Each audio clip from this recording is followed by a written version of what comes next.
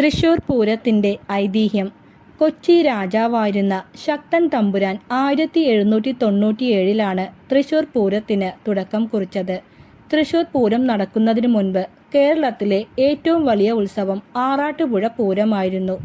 ഒരിക്കൽ കനത്ത മഴ കാരണം തൃശൂരിലെ പ്രധാന ക്ഷേത്രങ്ങളിൽ നിന്നുള്ള സംഘങ്ങൾക്ക് ആറാട്ടുപുഴ തീരത്ത് കൃത്യസമയത്ത് എത്തിച്ചേരുവാൻ സാധിച്ചില്ല.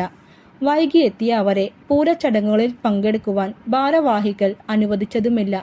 ഈ അപമാനത്താൽ അതൃപ്തരായ ക്ഷേത്ര ഭാരവാഹികൾ കൊച്ചി രാജാവായിരുന്ന ശക്തൻ തമ്പുരാനെ ചെന്നുകണ്ട് പരാതി അറിയിച്ചു. ഇതിന് പരിഹാരമെന്നോണം വടക്കുന്നാഥനെ സാക്ഷിയാക്കി തൃശൂരിൽ സ്വന്തമായി പൂരം നടത്തുവാൻ അദ്ദേഹം തീരുമാനിച്ചു. വടക്കുന്നാഥ ക്ഷേത്രത്തിന് ചുറ്റുമുള്ള 10 ക്ഷേത്രങ്ങളെ കൂട്ടിയിണക്കിയാണ് അദ്ദേഹം തൃശൂർ പൂരം സംഘടിപ്പിച്ചത്. തൃശൂർ വടക്കുന്നാഥ ക്ഷേത്രത്തിലെ ശിവഭഗവാനാണ് പൂരത്തിന്റെ ആതിഥേയൻ. പൂരത്തിൽ പങ്കെടുക്കുന്ന ദേവീദേവന്മാർ വടക്കുന്നാഥനെ വണങ്ങി വടക്കേ നടയിലൂടെ പുറത്തേക്ക് വരുന്നതാണ് പൂരത്തിന്റെ രീതി.